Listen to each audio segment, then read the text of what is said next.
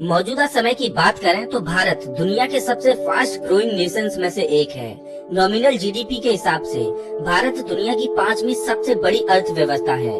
और वहीं अगर मिलिट्री वाइज बात करें तो यूएसए, चाइना और रसिया के बाद भारत दुनिया का चौथा सबसे शक्तिशाली देश है। हम ये तो नहीं कह सकते कि भारत दुनिया का सबसे एडवांस या सबसे अमीर देश है, लेकिन इस बात से इनकार नहीं किया जा सकता कि आजादी के बाद हम भारतवासियों ने काफी तरक्की की और बीते कुछ दशकों में काफी कुछ हासिल किया है। हमारा भविष्य यकीनन काफी बेहतर होने वाला है। लेकिन दोस्तों, इतिहास के पन्नों में नजर डालें तो क्या आपने कभी सोचा है कि अतीत में भारत कैसा था? आज से 100, 200 या फिर 300 साल पहले का भारत आखिरकार कैसा था? कैसे थे उस दौर के लोग और किस प्रकार से वे अपना जीवन यापन किया करते थे? वे क्या पहनते थे, क्या खाते थे और क्या खेलते थे? कैसा था उस समय का शहरी व ग्रामीण जीवन और हमारी शिक्षा व्यवस्था का क्या हाल था?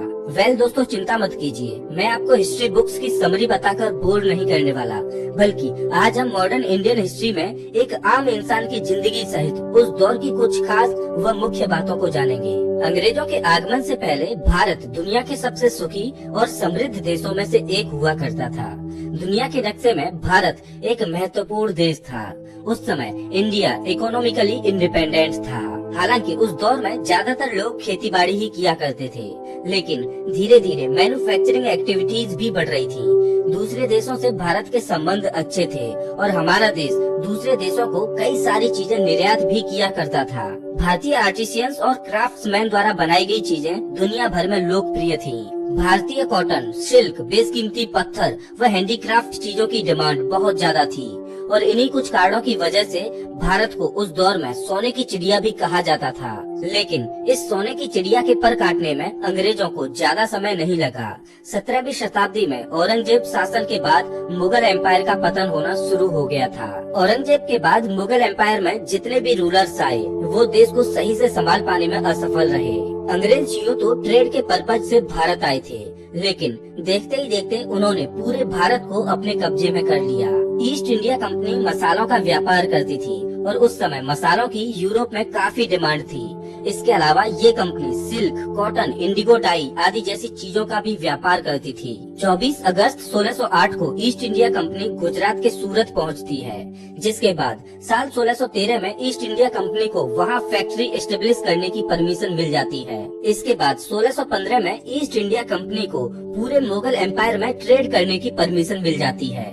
इसी के साथ विजयनगर एम्पायर भी इस कंपनी को मद्रास में फैक्ट्री ओपन करने की परमिशन दे देता है। उस समय यूरोप के अन्य देशों की कंपनी जो इंडिया में ट्रेड कर रही थी, उनसे ब्रिटिश ईस्ट इंडिया कंपनी काफी आगे निकल चुकी थी। इस समय तक यूं तो ईस्ट इंडिया कंपनी का मुख्य मकसद व्यापार करना ही था, लेकिन जब उन्होंने देखा कि मुगल एम्पायर का पतन हो रहा है और भारत में कई छोटे छोटे किंगडम्स हैं, तो उन्होंने धीरे धीरे इंडियन पॉलिटिक्स में हस्तक्षेप करना शुरू कर दिया। शुरुआत में ब्रिटिशर्स ने 3 गांवों के जमींदारी राइट्स ले लिए थे।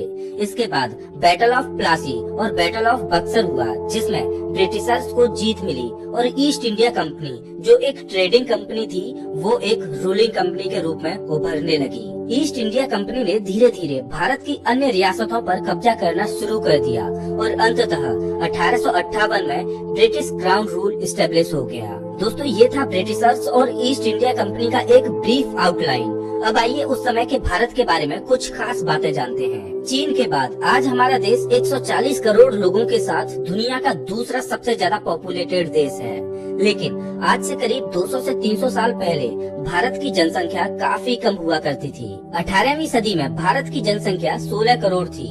100 साल बाद 19वीं सदी में ये बढ़कर 18 करोड़ हो गई और इसके एक और 100 साल बाद 20वीं सदी में ये आंकड़ा 24 करोड़ तक पहुंच गया।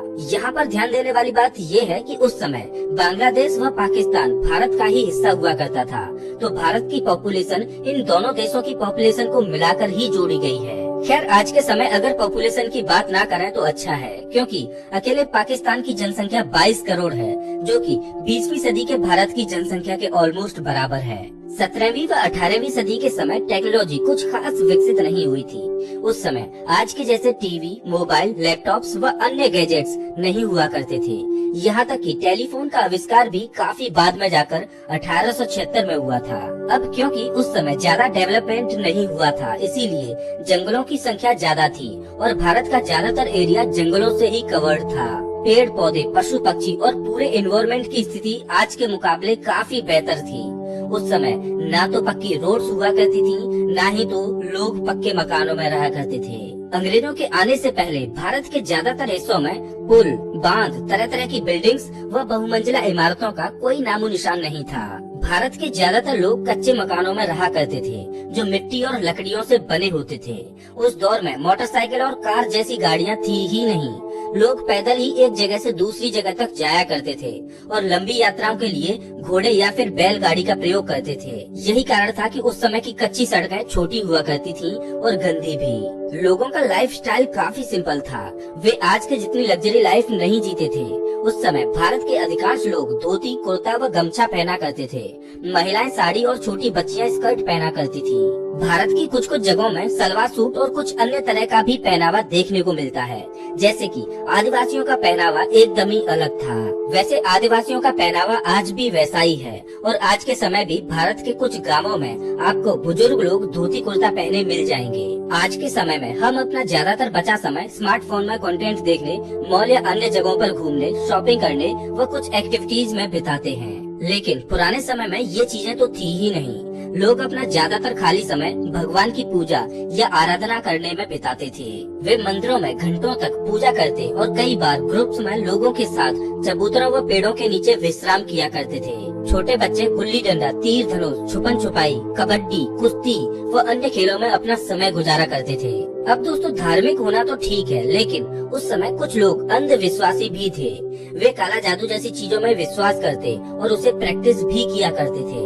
सन 1900 के समय ज्यादातर चाइल्ड डिलीवरीज घरों में ही हुआ करती थी, क्योंकि उस समय हॉस्पिटल, डॉक्टर्स व नर्सेज की संख्या कम थी और इसी वजह से इन्फेंट चाइल्ड डेथ के कई केसेस देखने को मिलते थे। ये उस समय की आम बात हुआ करती थी। बात करें अगर मौजूदा समय की, तो आज 95% चाइल्ड डिलीवरीज हॉस्पिटल में होती हैं। मौजूदा समय में हमारा संविधान एक समय पर एक से ज्यादा शादियों को मान्यता नहीं देता, मतलब कि एक हस्बैंड की एक से ज्यादा पत्नियां नहीं हो सकती।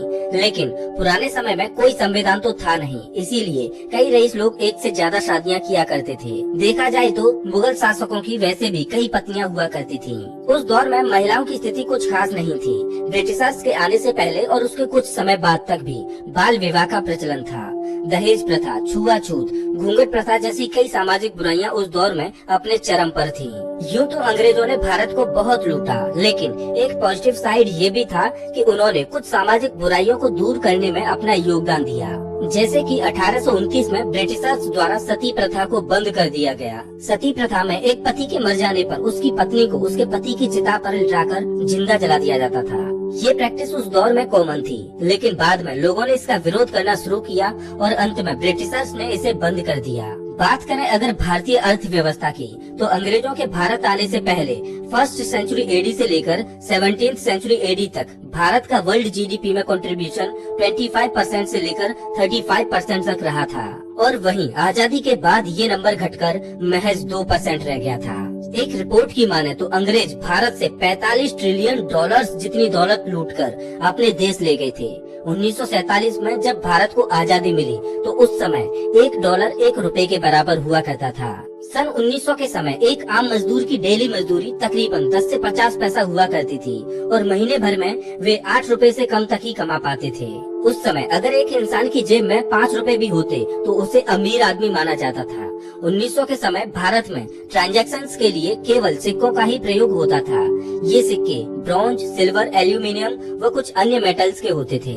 सबसे पहला पेपर करेंसी साल 1917 में प्रिंट किया गया था, जो 1 रुपए का नोट था। बात करें अगर अंग्रेजों से भी पहले मुगल शासन के समय की, तो उस वक्त भारत के ज्यादातर हिस्सों में नोट, सिक्के या किसी प्रकार के पैसे से लेन देन नहीं होता था। उस समय ज्यादातर लोग बार्टर सिस्टम का प्रयोग करते थे, मतलब कि एक सामान को दूसरे सामान से एक्सचेंज कर लेते। जैसे कि एक के पास गेहूं होता और दूसरे के पास चावल होता, तो वो दोनों गेहूं और चावल को एक्सचेंज कर लेते। अब दोस्तों आइए एक बार एजुकेशन सिस्टम की ओर नजर डालते हैं। ब्रिटिशर्स के आने से पहले भारत में पाठशाला हुआ करते थे जहां विद्यार्थी शिक्षा ग्रहण करने जाते थे। पाठशाला में एक शिक्षक और मैक्सिमम 20 विद्यार्थी होते थे। पाठशाला फ्लेक्सिबल थे और उनका कोई फिक्स्ड टाइम टेबल नहीं होता था। पाठशाला में न तो कोई फिक्स्ड सिलेबस होता, न प्रिंटेड बुक्स होती, न एनुअल एग्जामिनेशन होता और न ही तो बेंचेज या कुर्सियां होती। यहाँ तक कि जो क्लासेज होती थी वो भवन में भी नहीं होती थी। शिक्षक पेड़ के नीचे बैठकर मैदानों में पढ़ाया करते थे और कई बार तो मंदिरों या किसी छोटी दुकान में भी क्लासेस ली जाती थी। जैसा कि मैंने आपको पहले ही बताया कि यहाँ कोई फिक्स्ड टाइम टेबल नहीं होता था, इसीलिए फसलों की कटाई के दौरान बच्चे अपने माता पिता की सहायता करने चले जाते और इस दौरान क्लासेस नहीं होती थी। शिक्षक की भी कोई फिक्स्ड सैलरी नहीं होती थी। एक स्टूडेंट कितनी फीस देता है ये इस चीज पर डिपेंड करता था कि उसके माता पिता फाइनेंशियली कितने सक्षम हैं। गुरु डिसाइड करते कि विद्यार्थियों को क्या पढ़ाना है और क्योंकि प्रिंटेड बुक्स नहीं थी इसीलिए वर्बली बोलकर शिक्षक पढ़ाया करते थे। विद्यार्थियों को नेचर के करीब रखा जाता और इससे रिलेटेड ही शिक्षाएं दी जाती थी। विज्ञान, गणित व फिलोसफी जैसे सब्जेक्ट्स बच्चों को पढ़ाए जाते, साथ ही नैतिक शिक्षा भी दी जाती थी। विलियम एडम जो एक स्कॉटिश मिशनरी थे, उन्होंने बंगाल और बिहार को विजिट किया और एक रिपोर्ट पेश करते हुए बताया कि उस समय तक बंगाल और बिहार में लगभग 1 लाख पाठशाला थे। इसके अलावा 1850 तक 7,20,000 गुरुकुल भारत में थे, लेकिन बाद में अंग्रेजों की जो एजुकेशन पॉलिसी आई उसके कारण पाठशाला और गुरुकुल दोनों ही धीरे धीरे खत्म होते चले गए और देसी भाषा की जगह विद्यार्थियों को अंग्रेजी में पढ़ाया जाने लगा। ब्रिटिशर्स द्वारा इंट्रोड्यूस की गई एजुकेशन पॉलिसी ने ही इंडिया के मॉडर्न एजुकेशन सिस्टम की नींव रखी। तो दोस्तों, आजादी से पहले का भारत कुछ ऐसा था। इस वीडियो में बस इतना ही। वैसे आप हमारा ये वीडियो कौन से शहर से देख रहे हो हमें कमेंट करके जरूर बताएं। अगर आपको ये वीडियो अच्छा लगा हो तो इसे लाइक करें और ऐसे ही वीडियोज के लिए चैनल को सब्सक्राइब करें, साथ ही बेल आइकन दबाएं।